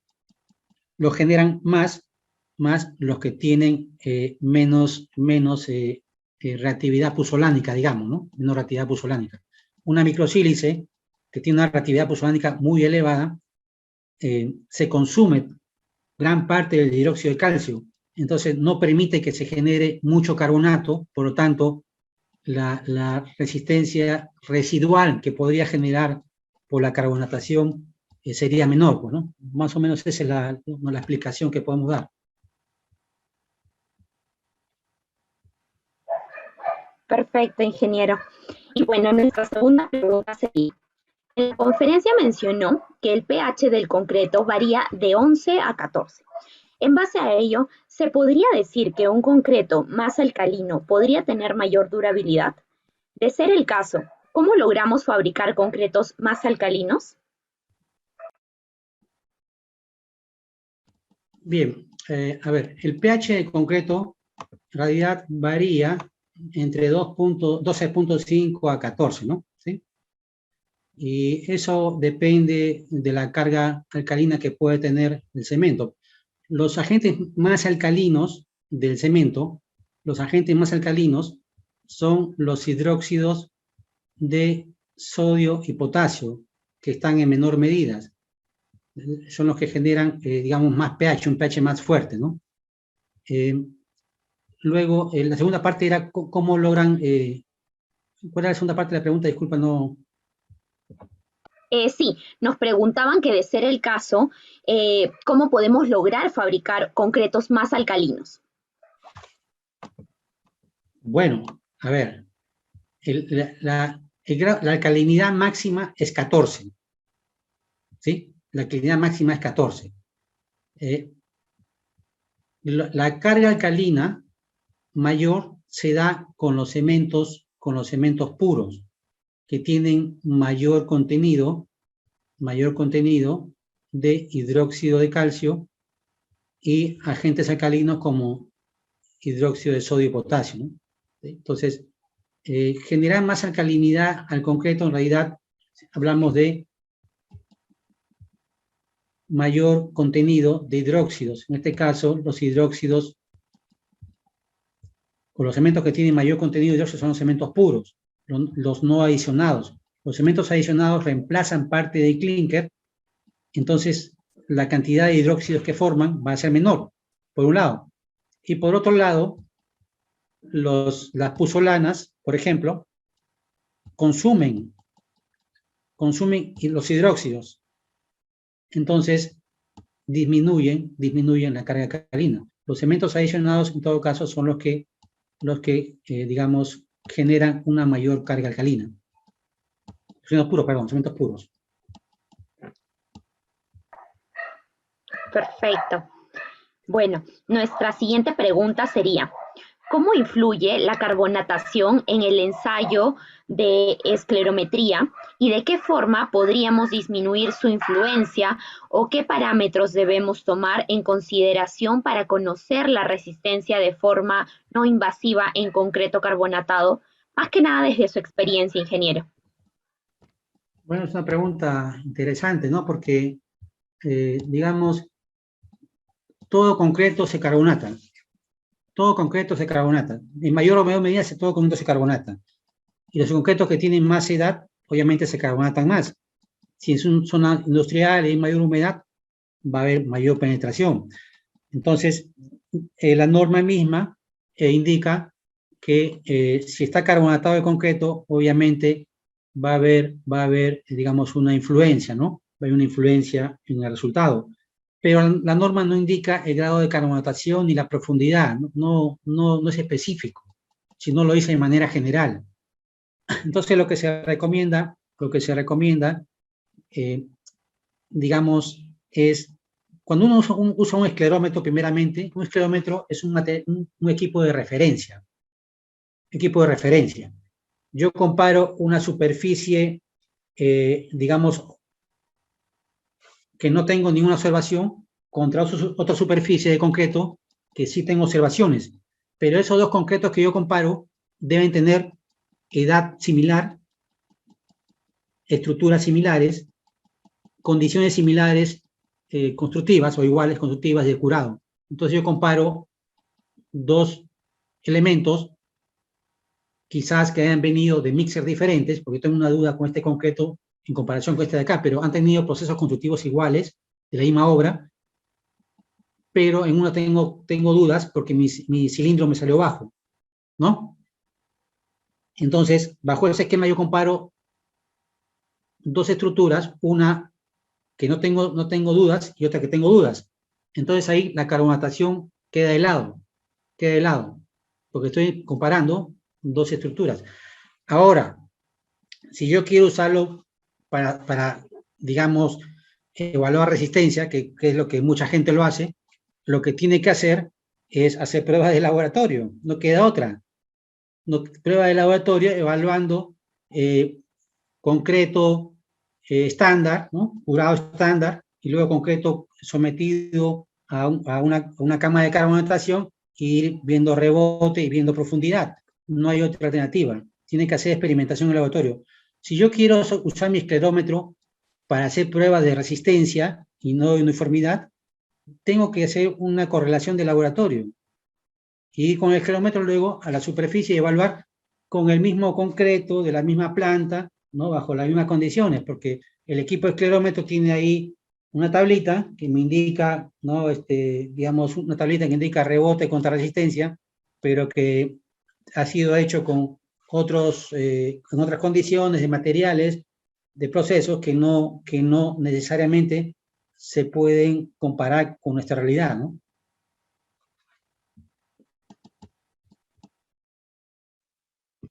Claro, entendemos, ingeniero. Bueno, continuando entonces, otra de las preguntas que nos han realizado es, ¿puede utilizarse el concreto producto de una demolición procesado previamente en molienda? ¿Se ha hecho un estudio al respecto? Bueno, en el Perú, a nivel industrial, me parece que por lo menos no tengo referencia de que se haya usado concreto reciclado para algunos vaciados. Sí se ha hecho a nivel laboratorio, se han hecho tesis de investigación acá en el Perú, se han hecho. En otros países, digamos, hay ya normas más adelantadas. Por ejemplo, en Europa ya hay normas específicas para usar el agregado reciclado, ¿no? Hay normas específicas. En Chile se está trabajando ahora en eso. En Perú no hay todavía normas específicas, sí se menciona, pero de manera muy general. Entonces falta investigación acá en el país en realidad. ¿Se puede usar? Por supuesto que se puede usar, se está usando. Se está usando con ciertas limitaciones, como he visto en la presentación, porque es un material poroso. Ahora, esa porosidad tiene su parte positiva y su parte negativa, como todo en la vida, ¿no? La porosidad permite que la pasta y los materiales aglutinantes puedan penetrar con mayor facilidad, pero también obviamente le da una resistencia menor, ¿no? En conjunto a la matriz de concreto. El concreto reciclado es mortero en realidad, ¿no? Es mortero de una construcción antigua que tiene, en una medida, tiene carga alcalina aún y puede absorber CO2, entonces puede carbonatarse, ¿no? Todavía tiene posibilidad de carbonatarse. Pero sí se puede utilizar, si hay normativa, se puede digamos, chancar hasta cierto punto y preparar, obviamente, concreto en laboratorio, hacer las pruebas correspondientes y ver el grado de reemplazo, ¿no? Obviamente, hay que separar, digamos, lo que puede servir para este proceso y lo que no puede servir, ¿no? Hay que hacer una limpieza previa del desmonte, ¿no? Para ver lo que se puede utilizar y lo que no puede ser utilizar. Claro, entendemos. Y bueno, continuando entonces, otra de las preguntas con las que contamos es, los concretos traslúcidos y concretos autorreparables bioquímicos, ¿se consideran como concretos sostenibles? ¿Hay experiencias de uso en el Perú? ¿Qué se necesita para masificar su utilización? Bueno, el concreto translúcido, digamos, desde el punto de vista de ahorro energético, se puede considerar como un concreto sostenible, ¿no? Permite el paso de la luz hasta un 70%, si no me equivoco, reduce, por lo tanto, el consumo de energía eléctrica. Hemos visto en la presentación que las edificaciones consumen o producen o son responsables cerca del 30% de la huella de carbono. Al yo reducir el consumo de energía eléctrica, voy a reducir en gran medida la huella de carbono. Aprovecha la luz solar, reduce el uso de acabados, por ejemplo, también, ¿no? Reduce el uso de acabados. La emisión de gases de efecto invernadero, por las, digamos, y algunos intangibles dan como la sensación de espacios abiertos y una mejora en la comunicación, mejora la resistencia mecánica. En el Perú no se ha realizado este desarrollo, en realidad no hay experiencias en el Perú, ni siquiera, digamos, a menos que yo conozca, ni siquiera a nivel laboratorio.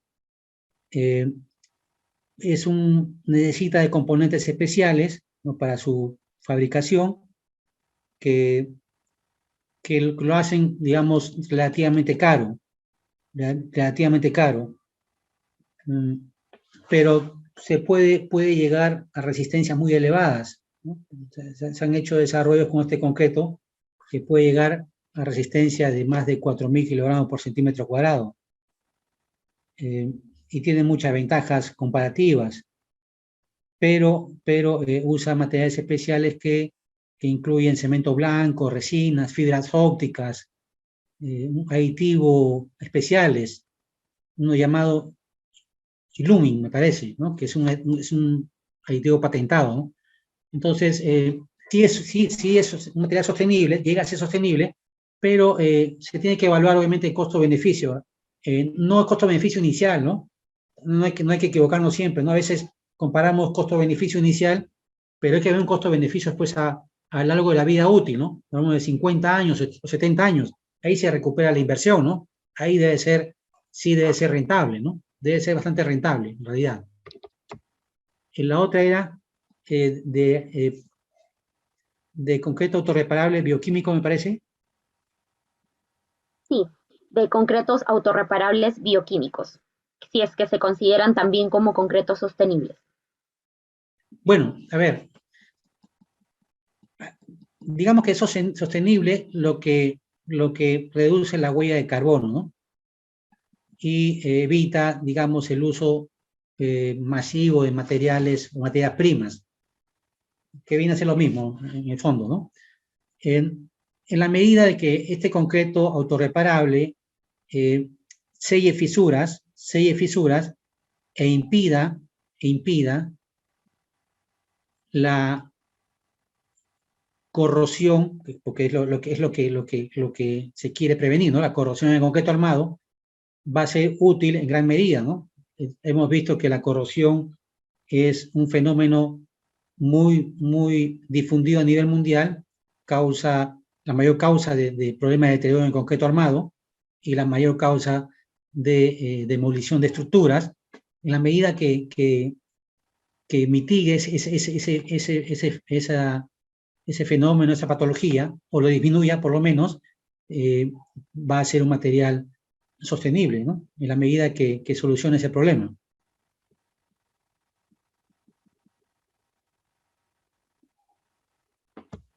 Claro, perfecto, ingeniera. A ver, continuando entonces, ok, otra de las preguntas que tenemos es, ¿qué tan cierto es que una cantidad normal de óxido en las varillas de refuerzo aumenta la adherencia con el concreto, según lo establecido en la norma ACI? Bueno, a ver, eso lo hemos visto mucho primeramente, la patina que se forma de óxidos en el fierro, en construcción, es inevitable. ¿Sí? Siempre se va a formar. ¿Sí? Digo esto porque a veces cuando se forma, cuando lo ven en la obra y lo miran, digamos, con cierto grado de patina, esta naranja, se piensa que hay un problema, ¿no? En realidad no. Esta patina, en cierta forma, genera algo más de adherencia, ¿no? Entre la pasta y el refuerzo mismo, ¿no? Obviamente hay que evaluar, digamos, si esto no compromete, digamos, las dimensiones del acero de refuerzo, ¿no? Y hablamos de una corrosión avanzada. Quiere decir que cuando haya desprendimiento de la parte superficial de la patina, ¿no? Pérdida de sección.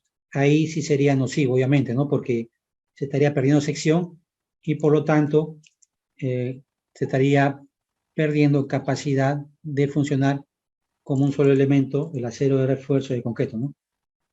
Bueno, la siguiente pregunta es, ¿el transformador de óxido que se aplica en los aceros de refuerzos en obras de reparación de estructuras es eficaz? ¿La película protectora o pasiva puede seguirse creando con el nuevo concreto que luego los cubrirá? Bueno, sí, se limpia digamos, el óxido superficial, queda limpio.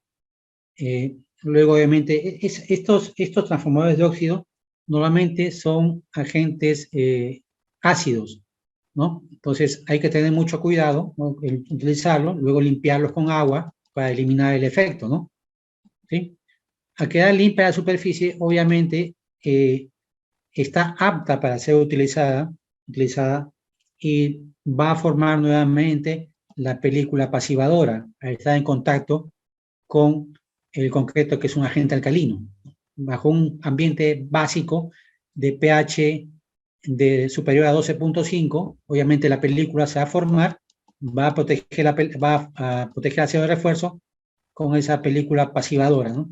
Otra pregunta, tenemos el carbonato de calcio generado por la autorreparación del concreto con enzimas, ¿tiene un comportamiento ante solicitaciones de carga en la estructura? ¿Cuál es el ancho máximo de fisura que se puede autorreparar? Para reparaciones, autorreparaciones, ¿no?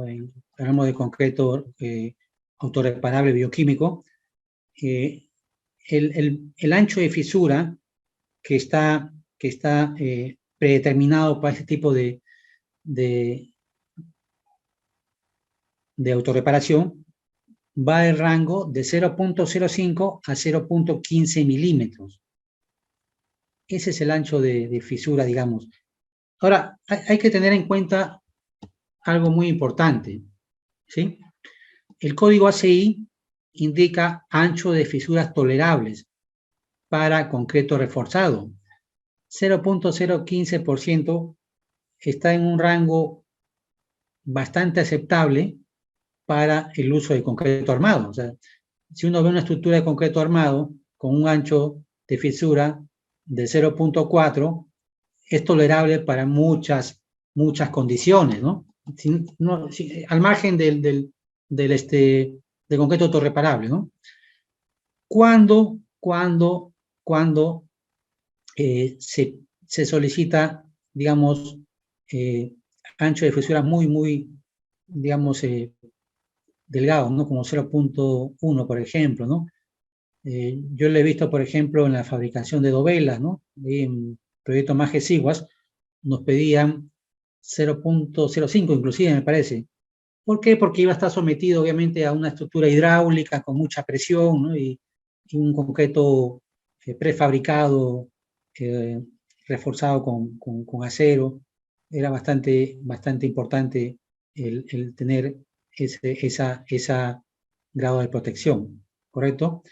Ahora, una vez que está sellado, obviamente el sello que se le da, más que todo, es para prevenir la penetración de agentes externos. Eso es digamos, el uso principal, prevenir la penetración de agentes externos que provoquen corrosión. Porque el acero es el que trabaja, generalmente un concreto armado, el que trabaja es el acero. Una vez que el concreto se ha fisurado, que tiene que fisurarse, trabaja el acero. Entonces, el sellado es para prevenir la penetración de agentes externos que provoquen corrosión. Ese es digamos, el tema principal, ¿no? Entendido. Ok, por acá tenemos otra. ¿Cuál es la reacción de la carbonatación en malla electrosoldada galvanizada usada en sostenimiento en minería subterránea conjuntamente con shotcrete? ¿Cuál es la carbonatación de una malla de acero? ¿Sí? La reacción de la carbonatación en malla electrosoldada galvanizada. Ya. Bueno, es una pregunta muy interesante. A ver, en minería, vamos a ver de minería, ¿no? Se usa fibra sintética o fibra metálica, ¿no? Adicionalmente a eso, se usa combinado, se usa combinado la malla electrosoldada, ¿correcto? ¿Sí? Puede ser combinado, aunque no es muy recomendable por cuestiones, digamos, de desempeño. En las minas hay mucha movilidad de vehículos, los vehículos Scoot, por ejemplo, ¿no? Que transportan minerales o residuos, van por las labores botando gases de combustión, CO2. El ambiente caliente, el ambiente húmedo, hace, obviamente, que el concreto, el chocre colocado, se carbonate, se va a carbonatar, ¿no? Porque hay CO2 de los vehículos, hay presencia de humedad, hay temperatura, también temperatura elevada en las labores, muchas labores de temperatura elevada, entonces hace que se carbonate. Y al carbonatarse, va a penetrar, obviamente, el frente carbonatado va a llegar a las fibras y va a llegar también a la malla electrosoldada. Eso va a provocar en el tiempo problemas de corrosión en el tiempo. Tiene que haber también presencia de cloruros. Hemos visto que para ambientes no carbonatados, 8000 ppm de cloruros, y para ambientes carbonatados, cerca de 70, 80 ppm de cloruro en condiciones de humedad relativa, digamos entre 50 y 70%. Entonces, sí va a haber una condición que puede promover la corrosión.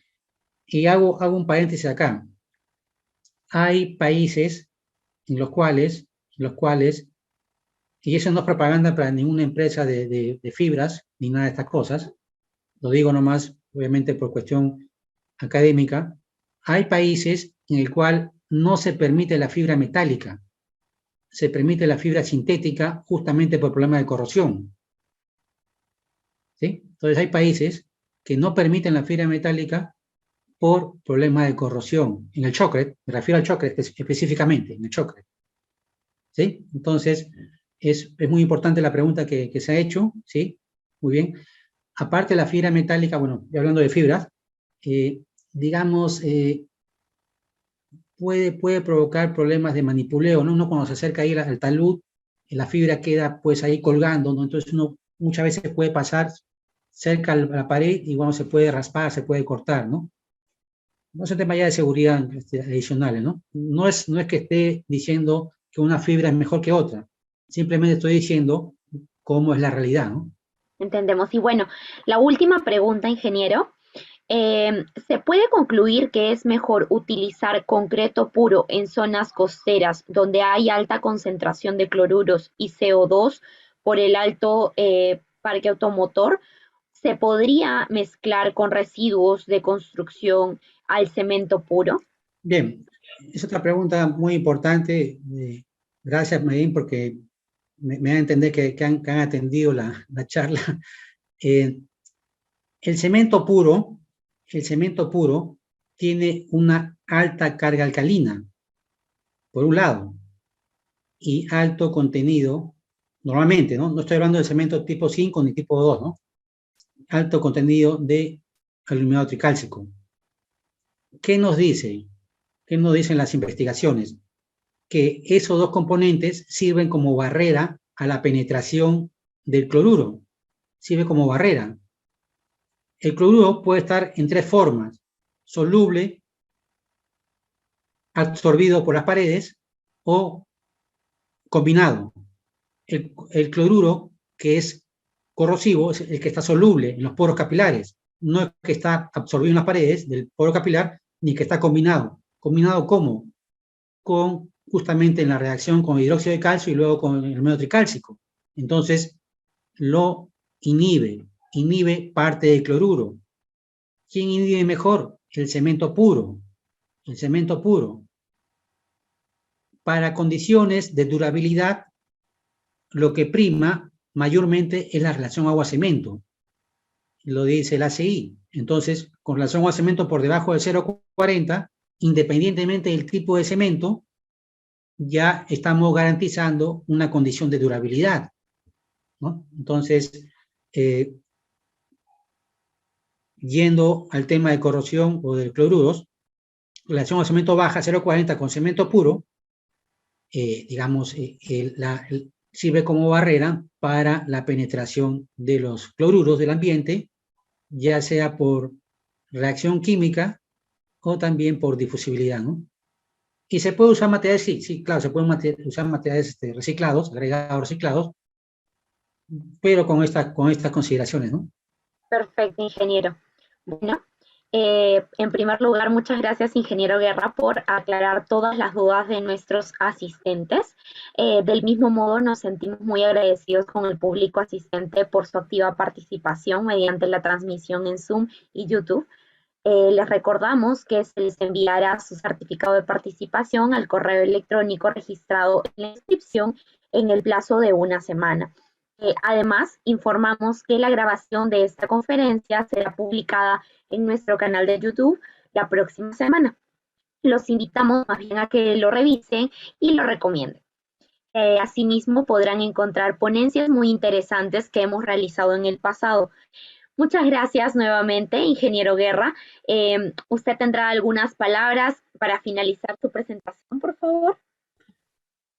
No, bueno, muchas gracias por su atención. En realidad, este tema es mucho más extenso de esta charla. Hay muchos, digamos, material que se ha quedado ahí en el tintero, pero ya seguramente en otra oportunidad se podrá presentar ya, digamos, temas más específicos, ¿no? Claro que sí, ingeniero, y estaremos gustosos de tenerlo nuevamente con nosotros. Y bueno, reiteramos entonces nuestro agradecimiento hacia el ingeniero Carlos Guerra. Ha sido un placer contar con su participación como ponente y a todos los asistentes por formar parte de este evento. De esta manera también damos por finalizada la presente conferencia, sin antes invitarlos a seguirnos en nuestras distintas plataformas digitales. Nos encuentran en Facebook, en LinkedIn y en YouTube como PIS Concreto. Ahí les dejamos también nuestra página web y nuestro correo electrónico, y a nosotros nos encuentran en Instagram como PIS Académico. Nuevamente reiteramos nuestros agradecimientos por su participación en la conferencia, y eso es todo. Muy buenas noches con todos.